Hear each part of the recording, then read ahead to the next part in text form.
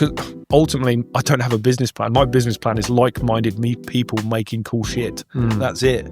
And that's all I want from my life is to make cool shit. I'm Robin Johnson, and this is Yours for the Making, and I'm joined by Dean Boyd from Emberleaf Workshops. Thanks for coming in. If you were dropped off in the wilderness, the one thing you would want is a knife. Literally, if you had nothing else and you had one item, that's what you'd want to take. Ultimately, a knife is a very simple object. The old joke is it's, a plank and two girders, and that's it. But when you change very small segments, it massively impacts how that knife will behave. This show tells the story of the makers, the people that create things, whether it's in wood or metal, whether they're artists or musicians or chefs. It doesn't matter. I'm going to tell their story. Because no one's hiring, no one's doing it. So the idea that you could go and be a bladesmith and learn a trade for the rest of your life, is a big deal. I'm Robin Johnson, and this is Yours for the Making, and I'm joined by Dean Boyd from Emberleaf Workshops. Thanks for coming in. Thank you for having me. So what do you do at Emberleaf? Primarily, we're knife makers. We make very high-end bespoke knives for a lot of big brands, but we also have our own sort of range. We make stuff for the military as well. We have avoided chef's knives for a long time, but we keep getting asked, so maybe or dabble, but mostly it's hunting, bushcraft, utility and military stuff. We also have quite the sideline in metal engraving. We have a bespoke leatherwork studio. We have a custom wood shop, and we have a whole CNC centre. We also do a lot of rapid prototyping as well. So we sort of turn our hands. We act as a bit of a fixer for people. So they need something that needs to be manufactured in a week. We'll do that. So we like little challenges like that. But mostly it's knives. And you're based over in Petworth, West Sussex. Yeah. So just south of Guildford. Yeah, lovely part of the world. Yeah, really nice. Yeah, very lucky to be there. Yeah. And how did you start? How did you get into it? So it's me and my business partner started the company. We officially started in 2010, but incorporated 2012. But we met in the military, and we were rural engineers. So I joined the army to be like a blacksmith fabricator. But at the time, it seemed like a good idea. And then Afghan, Iraq, all that sort of stuff. So we spent a long time doing that more than sort of our trades. When we left the military, we were sort of skilled bushcrafters and survivalists, and that was something we had sort of geared ourselves to do to sort of when we left the army to do that. So we spent some time teaching that as civilians, doing that, and for a few different companies and all that stuff. And then at the time, we were sort of dabbling in the background, making knives, and because it was stuff that we were using day to day, and we were too cheap to buy the high end brands of the day. Like a Ramirez bushcraft knife was £400 or £500. So it was like, well, I can make one out of a kit, or and it sort of grew from there. And then other instructors were saying like, "Oh, where'd you get that from?" And we, "Oh, I made it. Oh, can you make me one? If I give you £100." And then so we'd like tinkering in the shed, really. And then we started getting little orders, go to a couple of fates, and now it's grown into this unmanageable monster. I mean, I've been to your workshops, and what struck me was the range of materials that you're using. I think within the space of 5 minutes, you showed me, I think, a mammoth's tusk, woolly mammoth's tusk, a meteorite, and some kind of special rare gemstone that I'd never seen or heard of before or since. Yeah, so even in our standard range, if you were to order a knife from me today, the standard range has 3,000 handle variants, and that's before you start talking about fossilized stuff like the mammoth range. But we've done stuff in like dinosaur bones, like say meteorites. These are often special commissions, but we do sometimes make them off our own back because we want to. But we've done stuff with inlaid with gold and gemstones and all that sort of stuff. But that's quite few and far between. But it's always fun to sort of get your teeth stuck into something like that that's unique, and it's always squeaky bum time when you're cutting it. And it's if it goes wrong, it's that the danger of it. There's always that little adrenaline thing. So I like making those longer projects, if that makes sense. But I mean, that must be terrifying if you've got a bit of dinosaur bone. It's the only bit of dinosaur bone you might see it day to day, but for me, even if I'm cutting a bit of walnut or something, or a bit of burl, and you think, this timber's quite expensive, if it goes wrong, that's it, I've got to get some more. in that situation, you probably can't just go out and get some more. No, and often you can sort of have a sum of it in stock, but usually it's like the customers pick that specific piece. So when that starts going wrong, you have to, it's not just replacing it and losing the labor. You have to explain to the customer that the thing they think they're getting is no longer that. That does happen. I mean, with the ivory, the mammoth ivory stuff is, you get a failure rate of like 1 in 10 blocks, and when they're £300-400 a unit, and that's just the raw material, it can be quite upsetting when it just explodes. But you can even get it all the way to the point where you're fitting it to the knife and then it fails. It happens. It's just the nature of the beast, really. When you're especially using natural materials, especially because it's that, you don't really know. I mean, it's been in the bottom of the sea for 60,000 years. So yeah, but there is a rate of failure, but you just have to weather it. And so you started making knives for bushcraft, but for people who've never experienced bushcraft, for me or you, we think, yeah, of course you need a knife, you need to do X, Y, and Z. But people that haven't experienced that, why do you need a knife in bushcraft, and what makes a bushcraft specific knife? So from a bushcraft centric point of view, if you were dropped off in the wilderness, the one thing you would want is a knife. You can use it to make absolutely everything. It's the ability to make the means to make fire, to make a shelter, to extract water from things, to it's literally, if you had nothing else and you had one item, that's what you'd want to take.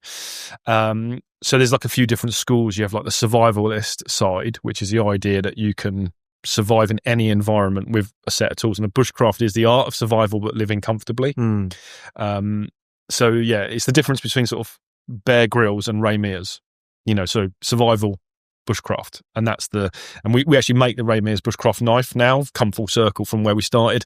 We're very proud of that one, because he was also an idol of ours. But he's a Sussex man, isn't he? I think he's Etchingham, so he's Sussex. Yeah. So that sort of way. Obviously, he gets around a lot. So, So a bushcraft knife has a few attributes. There's usually has a long flat spine, so you can strike it. Some of them have steel caps, so you can strike it into a tree, like the end of a chisel, almost. Because there's reasons for taking sap and stuff like that, and usually has a very fine point, so you can carve, you can make smaller details, but also you can use it to butcher an animal. It's not optimized for animal butchery, but a lot of bushcraft is the basics of human need: shelter, fire, food, water. And so a lot of what a knife needs to do, it needs to act as a culinary knife, but also to whittle wood and all that sort of stuff as well. So it has there's a range. And it depends on where you are in the world, how that sliding scale works. But there's a few that sort of transcend all of that, and it's just the one tool you'll ever need. And so the fundamentals of a knife is obviously a sharp blade. Yeah, keen edge. Yeah, stiff blade as well. Depends on what you're doing. If you're doing filleting a fish, then you'd want a flexible knife. A charcuterie knife is very flexible, and we make all types, but in the main, a bushcraft knife, you're talking 3 to 4, if not thicker, millimeters. Very hard, and then there's a different edge geometries you can play with. Some people lean into certain edge geometries, and some people prefer slightly sort of more modern ones or the old school. There's a whole you can go on many forums and see that. There's a whole science behind it as well. And then, ergonomics is a big one, because you might have to use that knife in a wet environment. You don't want something that's abrasive in the hand, or if you're always in a wet environment, it wants to be textured, or, so a survival knife in the jungle is very different to one, say, in Europe. There's different parameters for it. And the serrated edge on the back that I've seen on a few of them, what's that?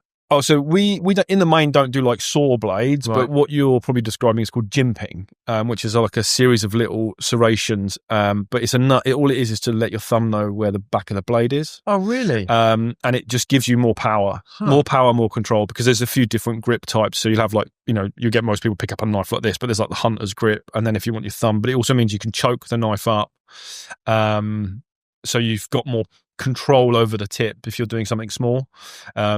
So there's a few, but there's loads of little things that you can do to the spines. There's things like little fins and little scallops and stuff, and they give you just more power, more control, more finesse with whatever you're trying to achieve, really. Same as a guard, it's the same principle. You put the guard in to add a safety feature, or you put the grind nearer the handle to create more downward power. So there's loads of little things you can tweak. And ultimately, a knife is a very simple object. The old joke is it's, a plank and 2 girders, and that's it.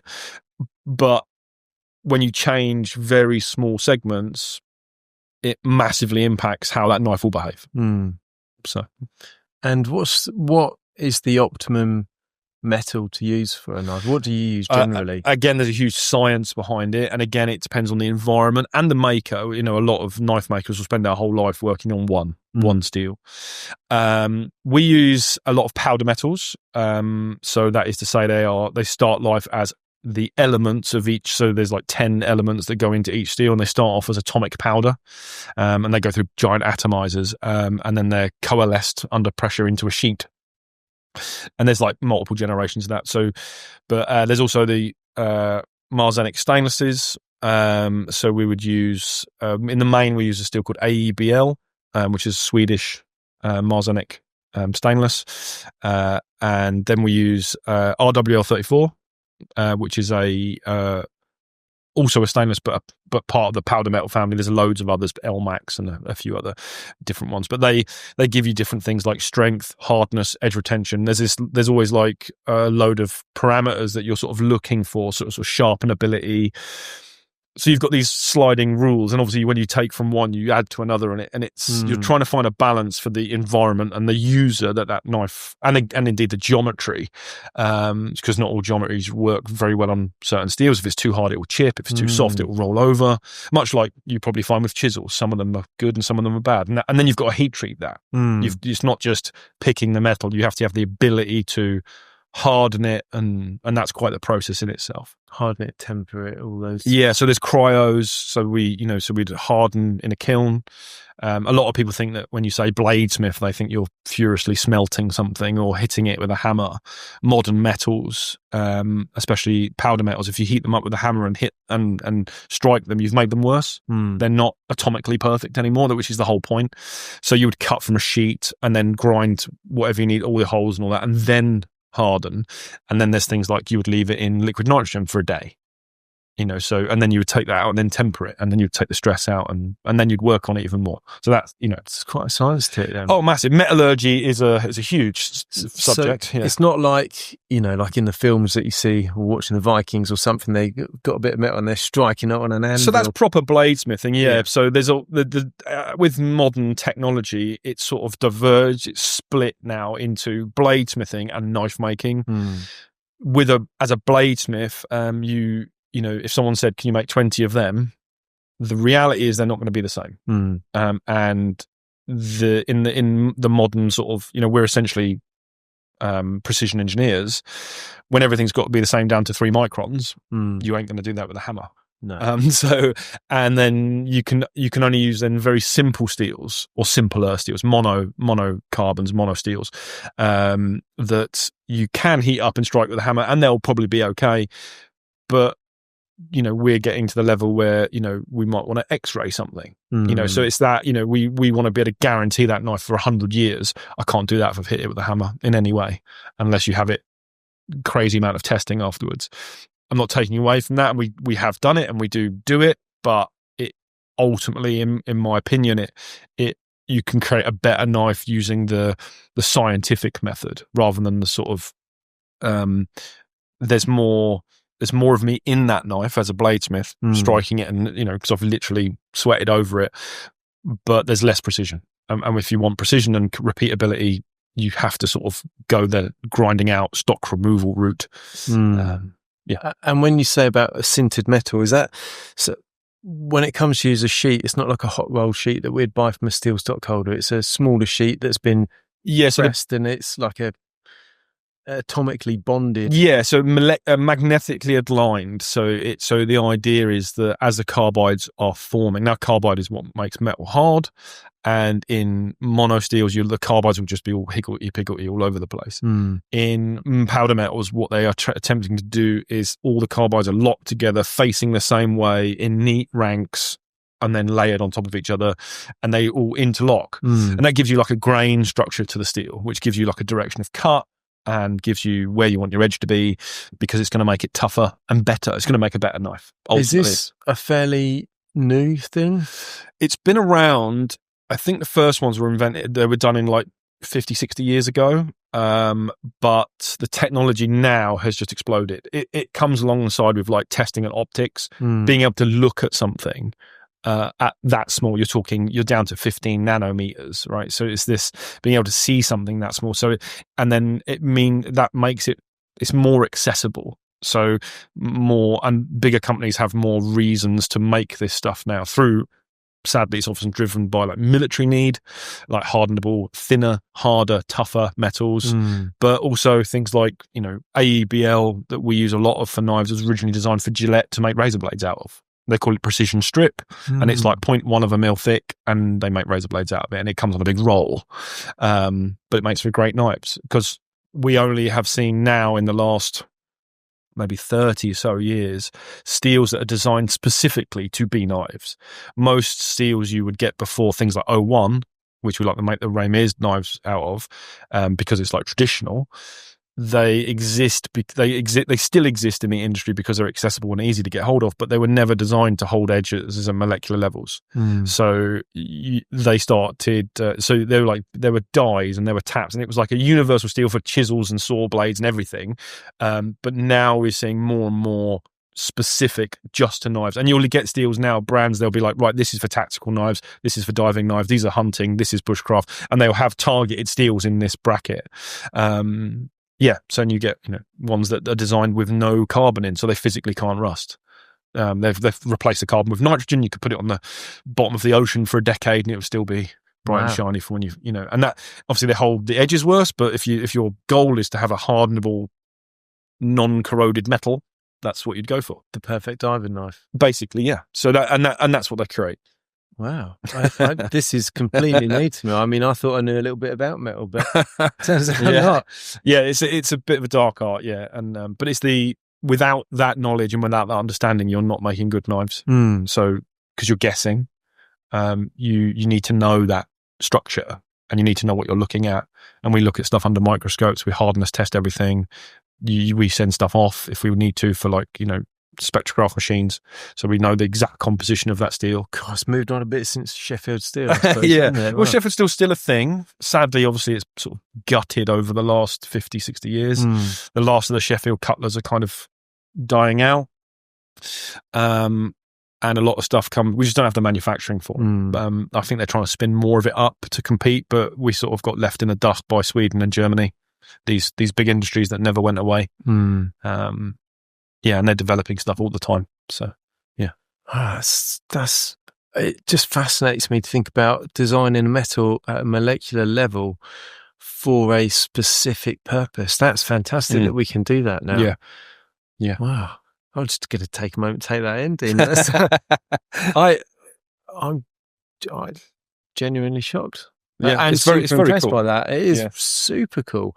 I've done a bit of work in composites and stuff, and I've got a brief understanding and a grasp of designing composites at that level, with the aramids and the Kevlar and stuff like that for certain properties, to get certain properties out of it or characteristics. But to think that you can do that with metal to such a level, that's incredible. Yeah, and it opens a door for a lot of other applications. And because we have to make our own springs and stuff, so you'll have one for a spring and one for a lever and one for a blade, and then it's how those metals interact with each other. Do they gall together? Do they how they wear? So yeah, it's not just the metal, it's also how it interacts with its environment with the tool you're making. So you want it to behave in a certain way, so you can cherry pick your steels to create one product that makes a overall better product. So straight away, my basic understanding of the film star or the Vikings making their knives or swords or whatever, now we're talking about not only designing metal at a molecular level, but a phenomenal amount, I would imagine, of R&D testing the different various metals that you're going to have within the same knife. Yes, essentially, yeah. So you have things like Damascus steels where you'll have two completely different metals forged together and then folded, and that's a very old process, but we now understand it at a much finer structure, and we can tailor make how that. I say we, like the industry, can tailor make certain steels for certain jobs, and then you can also create aesthetics out of it. I mean, I love Damascus. I would, if I could have all my tools looking one way, they would probably look like that. Yes. Can you replicate that? Damascus, because Damascus is, and kind of like traditional Japanese blades were the same as well. Folding. So that would be a lamination. So Right. Damascus and Japanese steels are two different schools. Okay. So briefly, the sort of the myth of the samurai sword, as you like, but they didn't have any like iron ore in the same way as we did in Europe and in the Middle East. So they were using like a powder, and it was coming out of riverbeds, and it was high iron powder. They may have to make a bloomery and pour charcoal in it and man it for 3 days, and then make a brick called tamahagane, and then have to forge it. So it's like this massively involved process. Whereas we could smelt raw iron ore. And that gave us the sort of ability to make.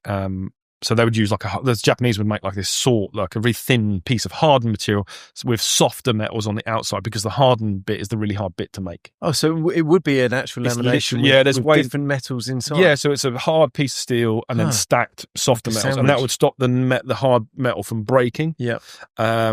And they were designed for a purpose, like they're fighting the whole samurai sword thing. They're fighting guys in wooden and leather armor. In the West, around the same time, they need very tough swords. They're fighting guys in full suits of armor. The swords and weaponry is made, and the school of thought is in a different way. It's very different. And there's a whole thing about, if you really want to go down that road, is that have you got paper screens in Japan? Yeah. So they didn't create any optics for years. So they didn't create glass. So they were really behind on so they couldn't look at anything very, very small. But we had the ability to see stuff. So our metal technology moved on a lot quicker, because we could look at it at a finer structure, and you could see the impurities, and you could see what you were doing wrong. So theirs is almost like a religion, where it was like, well, I did that and it worked, so I'll keep doing that. Whether it actually worked, whether that has it's the same as like having a lucky penny or whatever. It's the same. Well, I had my lucky penny and this happened. So it's like this correlation between two things. So that's why this Japanese mythos happened. Whereas the reality is, a modern English arming sword, 14th century, would probably smash through a samurai sword all day long. And it has been done. It's been tested. Not taking away from the craftsmanship side of things, but the metallurgy is very different. And then a Damascus steel is fluke originally.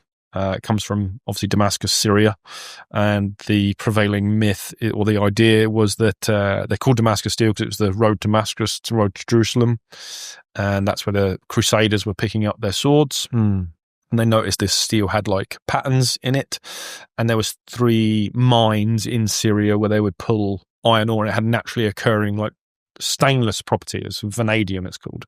So when they forged it together, it had this it's nice weird pattern. It's like, and they obviously don't know why. Chromium vanadium. Yeah, exactly that. Yeah. So, and they added, and what they realized was happening was that the 2 steels were acting as a shock absorber. So when you forge it, it looks really cool. It looks mythical, and then when you hit something, your sword didn't shatter. So you strike an armored man on horseback and your sword doesn't break in half. You want, that's a great thing to have. So, they wanted to try and replicate. And then that's where they think that started. And then there was adding more and more stuff, like more and more carbon, more and more, other metals to create. Nowadays, you'd have like sulfur, chrome, vanadium, carbon, obviously.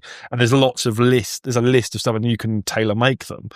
They were sort of working with different ores from different mines, and they sort of came up with this blend. And that's why it's, Damascus or Wootz. Wootz is the original sort of pattern metal. And that was done with glass in it and in a crucible and all that sort of stuff. And that's kind of been lost a little bit. It's been, modern Damascus is not what they had back then. But it's like, again, it's where the science started. And that's, but we knew that if we could, if they look at it smaller and smaller and smaller, you can take more and more impurities out, and you can create a better and better product, which is ultimately what we're doing anyway. So it's just that, but 2,000 years ago. I once made a knife. I was inspired by a YouTube video. I got some steel wire rope. We built a little forge, tiny little forge in the workshop, and I forged this steel wire rope, hit it on the anvil loads of times, and I made a very crude knife, but I was so impressed with it. It looked really cool. It's essentially Damascus because you're forging strands together. It's a type of, so people do it with like motorbike chains. So you can create canister Damascus where you put chilies in it. So they'd use like a burnable organic substance welded into a can with steel wire rope or bits of motorbike or whatever, and then you put a powder in, weld it, and then you forge the whole can down, and that organic matter burns off, kills any oxygen in there. Wow. But there's a few brands that will do that as like a thing. I'll just like put jalapeno in. Ghost peppers. Yeah, exactly. Yeah. We use the strongest pepper. Yeah. It is a thing. Yeah. So wow, that's pretty cool, isn't it? I mean, the what would you call it? The knife making or knife using community worldwide is huge. Yeah, especially in America. America, Brazil, Germany's big, France as well. Anywhere where they're allowed to sort of openly carry and use knives generally is, or it's cultural. So like Sweden, massive thing. I was 13 years old, get a knife. I don't know if they do it anymore, but you go to Sweden, they'd be whittling on the train. That was their sort of like, rather than sitting watching the TV, they sit and whittle a spoon or whatever, and all the stuff in the house is made of whittled objects. But yeah, it's a big community, like I say, predominantly American. But we're trying to add to it by creating more bladesmiths, but it's very hard to do in the UK. What, to create bladesmiths or to? Yeah, it sounds like quite a sexy trade, but really isn't.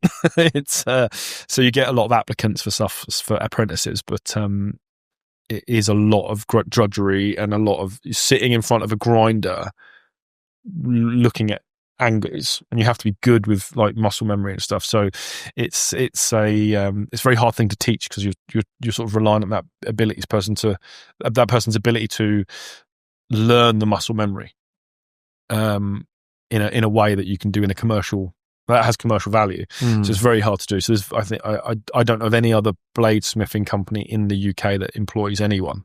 They're just always one man bands, whereas we have 3. And there's 5 of us total. So we're very lucky in that way. I would guess that one of the reasons is because if you're a one-man band, you don't necessarily have to worry so much about health and safety, whereas as soon as you have an employee, up to any amount of any employees, you've got to follow HSE guidelines, and I would imagine that bladesmithing is pretty dangerous. Yeah, we've actually been writing some of that legislation. Oh wow! So we had a health and safety thing come in, and they were like, "Where do I even start?" Because they didn't even know what they're looking at. Because all the kit's custom. It's all it's in an environment that obviously we have similar crossover with other industries, but some of the grinders and stuff they just don't exist anywhere else. The other thing with our trade is that it tends to be an older gentleman's game where they have a career, they do it as a hobby in the background in their shed. They're an engineer, or a silversmith is a common one for some reason, and they'll retire at 55 and then spend 10-15 years making knives in the shed. And that's fine if you need to earn a few grand here and there, and you can do stuff for cash and stuff. So when we started out, we got told it was impossible because there was 2 of us for a start, and we were like, "Oh, this is the scale we want. We want to produce this many knives." And they were like, "No, it doesn't exist outside of North America." And so you get big brands, Leatherman's, Gerber, all that lot. We wanted to do it completely, everything's handmade, everything's bespoke, and got told it was impossible, basically. So, and then we've had 10 apprentices now. Well, here you are, 15 years. 15 years now, yeah. So you've had 10 apprentices. What has happened with them? They've moved on in various ways, or they've, or it didn't work out for whatever reason. There's, staff is always, for any employer, staff is always the sort of the issue, staffing and throughput. But but it's always, for us, we want a cultural fit. I ultimately am looking for someone to give the business to. I want the company to last. This is the problem. We work with these legacy companies that are like 200 plus years old. I want that. Like, I know I'm not going to be around to see it, but I want the company to, I don't want to I retire and then I watch the business I worked so hard on my whole life wither away. I want to pass it down to people, and I don't want to do that through nepotism or kids. I want to leave it to genuinely interested and genuinely driven people for the trade, for the product and the thing that they're doing. So yeah, it's about finding out young and hungry enough and with the correct talents and the correct mindset for us. We, from the military perspective for us, myself and Joel, we're quite disciplined people in everything we do, in working out, in eating, in, how we conduct ourselves day to day, in, even down to like how I regimentally sit and do emails at a certain time every day. It's a thing. And it's put us in quite good stead for how we run that company. But I don't necessarily expect it from my staff, but it's nice when it is there. It's something I try and foster because that, and as with like lean manufacturing, it's that's how you make money. Ultimately, you want things to be clean and in a production line and everyone to be clean and efficient, and you don't want any waste. And it's that like and anything being returned. And for me, that's a big one, is that we will lose money in the margin to make a better product. Whether that means I've got to train someone to do that, or we need a piece of a kit to do that. That's really important, and that is often, we find, as part of the individual, because them making mistakes, they have to care. So yeah, big one for me is that's what I'm looking for in people. And if you were to advertise for a job, would you be particularly looking for people from the services background? No, not at all. So the latest two, Callie and Tegan. So Callie's 20. It's her first. I think she sold some insurance and worked in McDonald's before that. I'm looking for the individual. I had 800 applicants in a week. You're joking. For her position. I interviewed 12, and she was by no means the best on paper. But from 800, how do you whittle down from 800? Because you get some lunatics. So, yeah, it's very hard, but you can sort of get the vibe right of a CV, this whole, because this is what I try and teach. The moment there's something I've seen Forged in Fire, I don't even know the show, TV show. The moment they're like, I love Forged in Fire, I'm like, well, it's not that. This is not what we're doing. We don't have fire here. Well, we do, but it's not this. You're not doing that. Yeah. On an anvil. Furiously smelting and wiping your brow with a can of Coke or whatever it is you think's going to happen. That's how I picture it.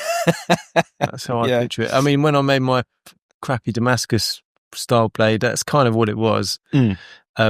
Less can of Coke, just fucking hot and burning my hands. But you can see why that is unsustainable. Oh my for God, 20 years. Right? I think I went at it every evening after work for near enough a week until I'd got it. I wouldn't even say I got it right. It broke in half after a couple of months, so I wouldn't even say I was anywhere near getting it right. But my God, it was hot and awful, and not particularly enjoyable experience, I have to say. Yeah, it's that, like, I mean, I really like that side of it, the bladesmithing or just artistic blacksmithery in general. It's a very nice way to make a thing, but very tough on the body, hard to teach, dangerous, and it doesn't necessarily create the best product. At the end of the day, like if I made two knives identical and said that one's forged and that one's ground out, you as an end user wouldn't really know the difference. But I would always have, like, in the back of my mind, that forged one, is that as good as the cryogenically heat treated one that's gone for a digital environment that I can, there's always a question, and it's always a concern. And we did that early days, and I want to move away, so I want to make a better knife. But yeah, it's very tough, and it's very, that's what most people think. They're going to be pouring hot liquid metals and stuff like that, and it's just not the reality of the job. And like any job, there's going to be, most of what we're doing is we are rubbing metal or wood or whatever the handle material is with some form of sandpaper. That is ultimately what we're doing. And I don't want to try and sort of dispel the mystery of it, but it's just the facts.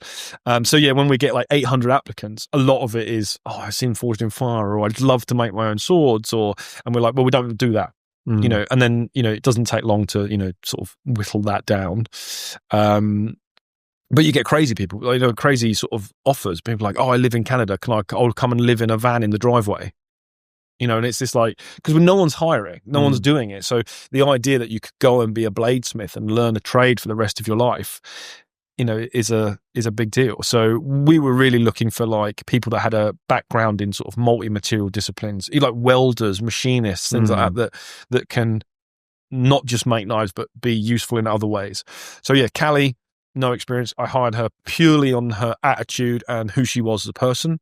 Tegan, she was a coppersmith and she used to make these high-end sort of lamps. And I think she lost her job during COVID, so she was unemployed at the time. And I whittled her. I think we had 600 plus applicants for her as well. So yeah, and what I sell it as is like knife technician. So it's like you are supporting a bladesmith rather than you're becoming a bladesmith. And then I decide whether that person has got the right, that sort of right stuff that we want. Like I say, ultimately what I'm looking for is to give my business away at some point in later life. If I could retire early and know that's going to run itself, then great. Geez, I think you can have about 8,000 the next job if everyone knows that.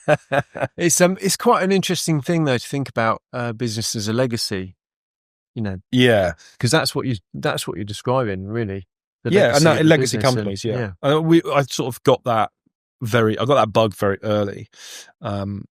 It's not about me. It's not about Joel. We're a team. Everyone in the company is a team. But it is a part of history, and for me, I collect antiques. I collect antique swords and weapons and stuff, and stuff like that. And it's the idea that in 1,000 years, someone's going to dig up one of my knives and be like, it's an Emberleaf knife. And it has this legacy of like this history of we see it of other knife makers, and it's sadly our knives will never be worth what they will be until when I die, but that's just a fact. But we hold the same as most artists. Yeah, exactly. Yeah, we hold up a few knife makers as like inspirations and individuals that have helped pioneer bushcraft, and then by extension why knives are the way they are, and they have this huge legacy. There's one of them, Bob Lovelace, Robert William Lovelace, his name was, and he. But when I mentioned a steel earlier called RWL34, it's literally named after him, and it's this like he helped design it, he used it, he pioneered it, and he was the first sort of master bladesmith for the American Bladesmith Society, and he was this grumpy old sailor that made knives in a shed. But he's remembered as one of the finest knife makers that ever lived, and his knives now are $30,000 to $50,000. And he's going to have a legacy. He'll be remembered for the next 200 years. That's not necessarily what I want for myself. I want the business to be that. I want it to be synonymous with Cartier or whoever. These brands from the 30s or whatever. They're. Yeah, I don't necessarily. It's never about the money either. It's just a bit of legacy, bit of something to leave behind, leave a mark. And we were talking earlier, and you were saying about how you've expanded over last year. You're not just making knives. No, so this is I probably wouldn't have done it if I wasn't in the UK, because knives in the UK are becoming a massive problem, much like like guns in America. They have obviously lots of legal issues for obvious reasons. And so it made sense for us to diversify a bit more, not only for, business reasons, but purely because it was interesting. It started through, we supply several London gun shops and we supply them with knives. And it started off as like being a fixer, someone saying, I need this. Do you know anyone that can do this or make this, or can you engrave this? And I was like, yeah, we can do that. I'll give it a go. Because when you're working with, like I said about earlier with all the materials, you've got 3,000 materials in a library as standard. You're working with 70 different steels. You've got all the kit to make everything. If you can make a knife, you can basically make pretty much anything. If you can turn your hand to that and you've got that material discipline, you can turn your hand to these other projects. So they approached me and say, can you make this? I'll go, yeah, I'll give it a go. And then we get more and more of it. And because they're also luxury brands. They don't just sell knives, they sell guns and, clothing and, bits and bobs like desk ornaments and stuff. And that's sort of how it came about. So, and off the back of it, we've been doing a lot of like rapid prototyping, because these big companies seem to be badly organized. Sorry if you're watching, but it's true. They will be like, I need this next week. And it'll be a Friday. I need it by Monday. Mm. You know, and we'll be like, all right. Obviously, they pay that for it, but it'll be something crazy like can you make this? Here's an object. Can you make this? And that's quite fun and challenging. And we use the whole team to do it. And yeah, and I sort of like that as an idea, that because ultimately I don't have a business plan. My business plan is like-minded people making cool shit. That's it. And that's all I want from my life is to make cool shit. So the opportunity to do that, I'll say yes to. And and that's expanded into its own thing now. So and if it makes money, great, but that's not the goal.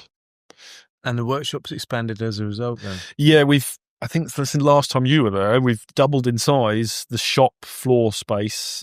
We've slowly just knocked through into, as the other companies leave the estate, we just take their building on and knock through. I'll just take another one on in January. So we went from we've gone from, in 15 years, we've gone from a shed, effectively, a 250 square foot shed, to nearly 5,500 square feet of like contiguous space with all the infrastructure and all everything you think you'd need. Like you could basically, you came to our workshop with the idea to make basically anything from, in steels, woods, metals, silver, gold, whatever.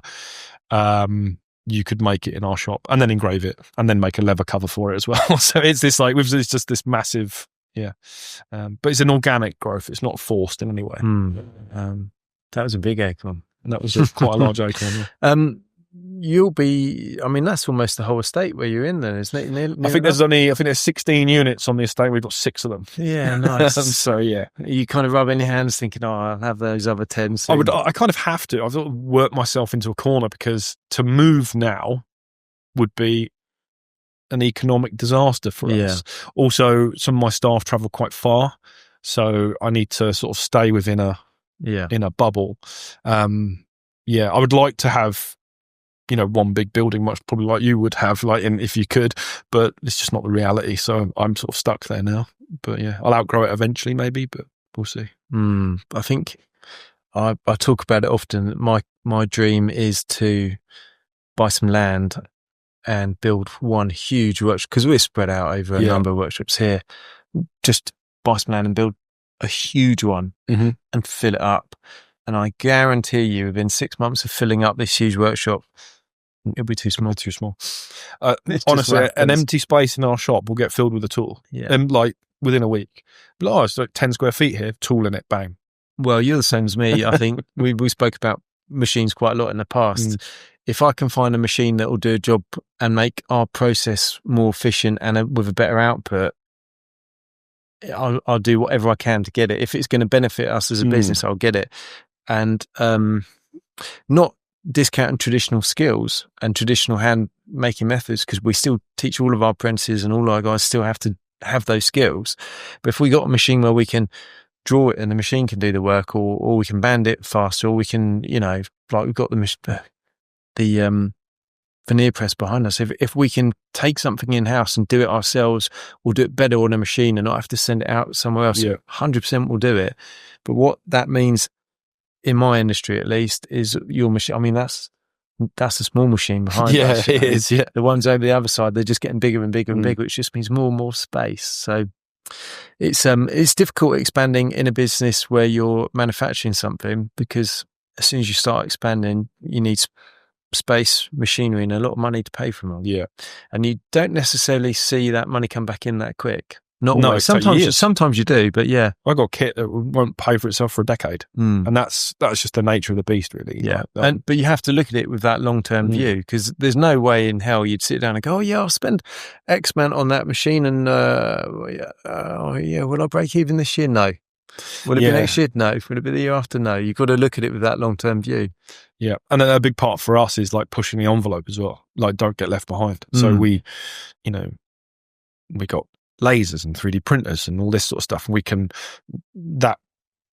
that's how we've set up as a rapid prototype, because we already had it to support all the knives. But it was that idea that we need to be pushing the envelope on what it means to be a knife maker every day.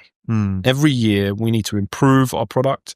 We need to create new products that are better for whatever we're trying to, tailor make them for, and then make them more efficient and more, more accessible, and, maybe more, even if I can make it cheaper, for the end user.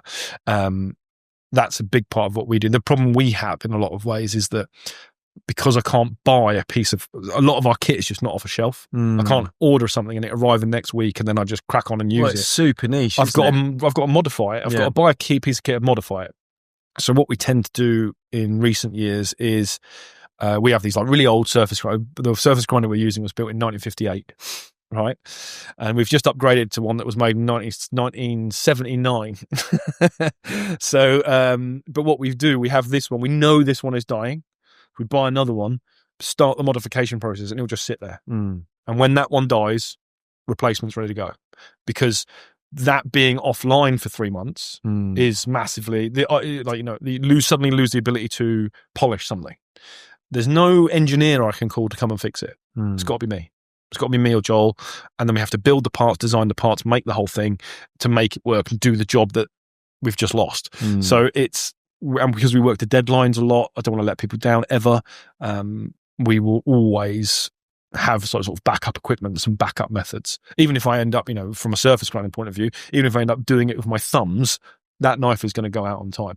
So yeah, that backup equipment is always something that we have to do as well. So it's this extra component of I can't ring the manufacturer and say come and fix this, because that's always slightly stressful when it starts going wrong.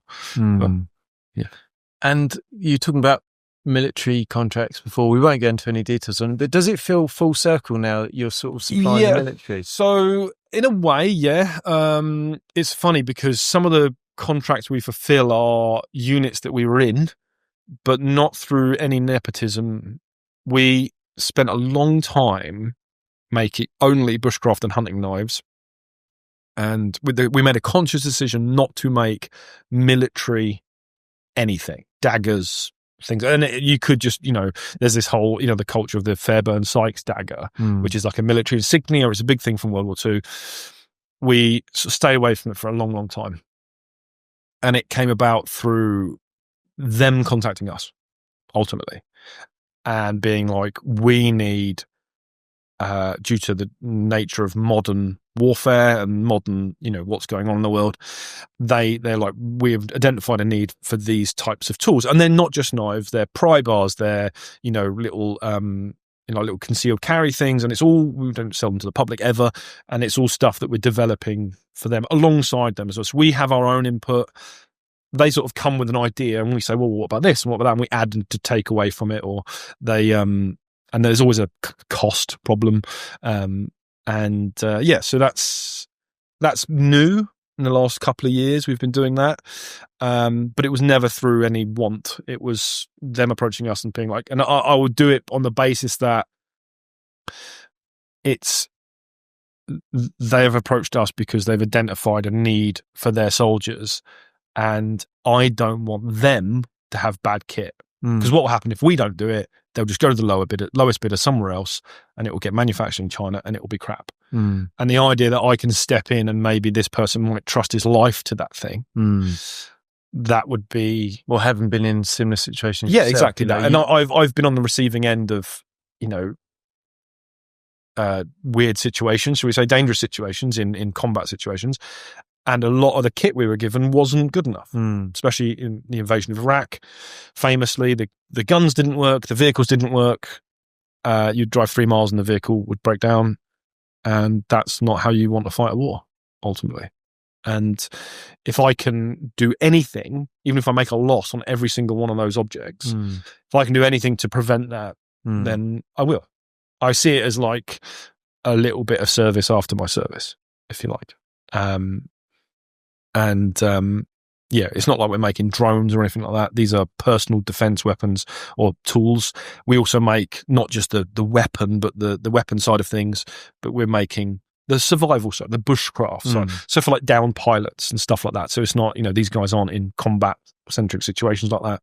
So yeah. And then it opens the door to like have our say and develop a kit that we think would be good for them to have. And it gives us like this dialogue. And these units are being given more autonomy and often their own budgets to do whatever they want. It's centric to that unit. It's not like the MOD, procurement.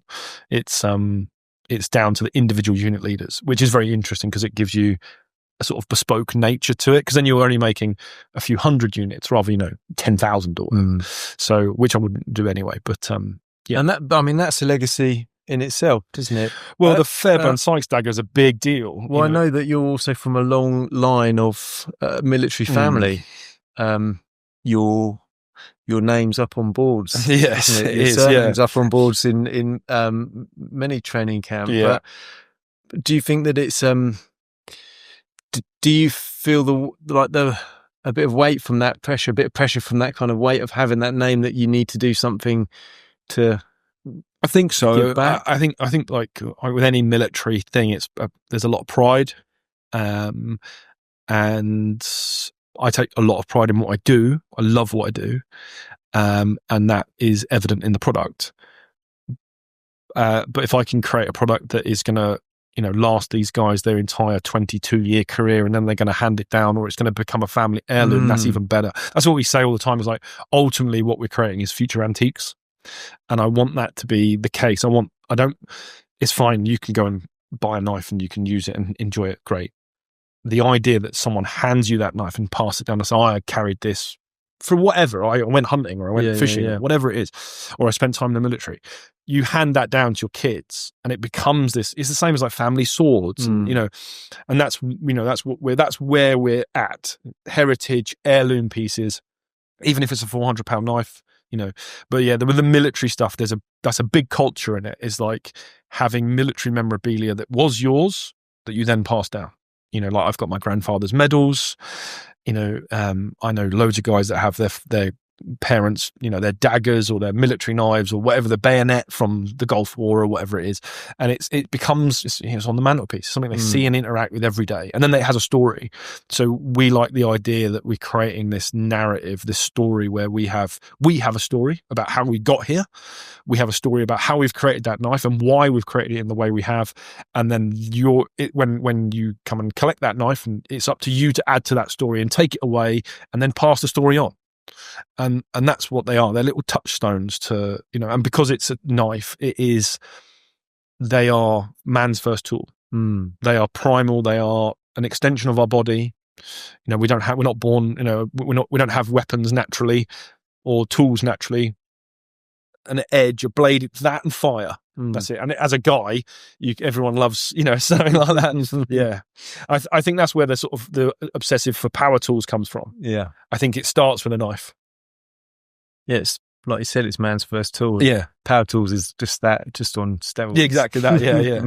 Yeah. But so that's where, for me, that's where ultimately it comes from. And that's what I'm trying to sort of not push on people, but, help with that sort of education of it. And there's a lot of demonizing of knives, because they've got this horrendous stigma now. But I think they are important in our culture and our society for a lot of reasons. And where can people see your knives? So we're emberleaf.com. We're on Instagram, Emberleaf _workshops, Facebook, or give me a ring, come to the shop, have a look. We've got a showroom. We could do a lot of shows every year. Do like 3 or 4 trade events, game fair, shooting show, stuff like that. We get about, but yeah, we're very, if someone wanted to come, even just have a wander around the shop, I would, let me know. We can do that. It's no problem. Just show you how they're made. And what's next, do you think? I mean, you've expanded quite a lot already. What have you got, any sort of targets or aims, or are you just going with whatever's happening? This next 2 years for me, now it's not just for me, for my partner, my business partner, and my team. So my latest team are quite new. So for them, it's about consolidating skills and learning more, because it takes about 10 years to train a full bladesmith. 10 years. Well, each knife, a single basic knife, has 63 separate processes, each one of which you could do as a full-time trade. So there's so much, and that's just the simple knife. That's the basics. 2 planks and girder, like I say. And that's 63 separate processes. And that's to get it to the standard that I want it to. And one of those is like a sheath. It's a whole nother trade. It's leatherwork, So to be a well-rounded bladesmith, you have to be able to do all of it. It's pointless having someone that just does edges, or I want that because at the moment that person leaves or has an accident or whatever, that or moves on or retires, it's gone. You lose it. So we try and train the whole thing. So I got team. They need training. They need more training, more time. My business partner Joel, he's got another kid on the way, so he's got two under 3-year-olds. So that's a stressor in itself. I've obviously got surgery this year, so I've got to deal with that. So that's 3 months out, probably, something like that. So for us, we're about consolidation, and we've expanded so quickly. You have that thing where your infrastructure doesn't catch up. You're like, I need to run airlines. I need to run, how does the shop flow? We need to move this kit or local tooling, whatever it is. We need to spend some time doing that because we've literally, I think we've doubled the capacity and doubled the size of the business in less than 12 months and taken on more buildings and more team. And it's just this like snowball effect. So I'm deliberately putting the brakes on. That being said, if something cool comes along, I'll take it. I'll do it. If it's an interesting project that I think that has scope for us and will be fun and interesting to do, I'll take it on. And I'll expand as I need to. But there's no real plan. I don't think I've ever had a real plan. It's not about the money. It's not about it's about the work, really. It's about doing what we want to do. Like I say, like-minded people making cool shit. That's it. That is literally our business plan. It's a piece of paper with a coffee stain on it that says that. Well, thank goodness you've never needed a bank loan. Yeah, I don't get me wrong. Like in any business, there's always money. I worry about money all the time, but it will always be. It's not for me. It will be. I want to make sure the staff are comfortable and they are looked after first, always. So we can continue creating this little family and this little, and we all look after each other, and it's all. That's what you want. I think. I think I want to go back to that old school way of managing a business where, I'm not some aloof, standoffish person that you have to contact HR to talk to. Do you know what I mean? So, and that's never where I'm going to be. So I want it to be much more personal, and intertwined than that. Yeah, nice. It's a good ambition to have, and you get that feedback from your staff when you treat them really well. They generally put a lot more in and stay with you a lot longer. I mean, if it takes 10 years to fully train a bladesmith, after 10 years, you don't want them going anywhere. No, you want them there till they're retired. So I think we try and do the same here. When we employ people, we have an expectation that they're going to stay with us for a long time. We know within 3 months whether they're going to make the cut or not, and they know as well. 3 months down the line, that's the cut-off point, because generally if people work for longer than 3 months here, they're here for good. But it's like the baptism of fire the first 3 months. Yeah, I'd imagine it's probably similar with you. Yeah, I mean, I think it's daunting, because what I found with training so many people over the years now is that they come in with it's a knife, it's dangerous, and it's one of them things. You come into our shop every day, and you have to accept on some level you're going to cut and burn yourself. and it's like any tool, if you're holding it gingerly because you're afraid of it, that's now more dangerous. Yeah. So it's a training a lot of that flinch reflex out, and then but also with the safety, because if you do it wrong, it's a knife, it goes wrong real quick. It starts, if it's going to fly out of a machine, it's and you're not talking about butter knife edges here as well. You pick up a knife slightly wrong, one of your knives, after it's been sharpened, that's your thumb gone. Well, yeah, and there's things like leaning on benches or carrying things from one room to another. You walk into someone. It's how you carry. It's things like how you carry stuff, how you move and behave. So we have like loads of little rules. Like if you drop something on the floor, you don't just bend down and pick it up. You take a step back. You make sure there's no one around you, and then you go down and pick it up. And you crouch. You don't bend at the waist, because if something's at head height or whatever, because there's knives and vices and stuff like that, they don't get left that way. But if you're working on something like that, it happens where stab yourself in the forehead, or you'll get it in the backs of your arms, or you'll walk past it, you won't know it's there. And these are like, it doesn't have to be fully edged. It's ultimately a triangular piece of metal. It's going to hurt you. And there are loads of horror stories with the trade. And, I think we're lucky, me and Joel are probably lucky to have all our fingers still. So, there's famously a guy, S.R. Johnson, I think his name is, a famous knife maker, and he's lost a thumb. Like, and it's like, well, I don't really fancy that. So I'm gonna put these parameters in place. And a lot of it, because it's Fred in the shed style things, then again, they're not doing the health and safety. They're not wearing respirators. They're not, and it's like, oh, I'll just quickly do this. And then it's lose an eye, or whatever it is. And that I would struggle to live with myself if one of my staff managed to hurt themselves in such a way that like ended their, lose the use of their hand or something like stupid like that. And but it's all very possible. And it's always something I'm thinking about all the time. Having, I'm badly injured myself and living with that, not wanting that for others. Yeah. It's the right thing to do. We've got to do it here, but I take great responsibility. And a lot of people in a lot of other joineries would sort of go, oh yeah, health and safety, it's in the way. Yeah, it is.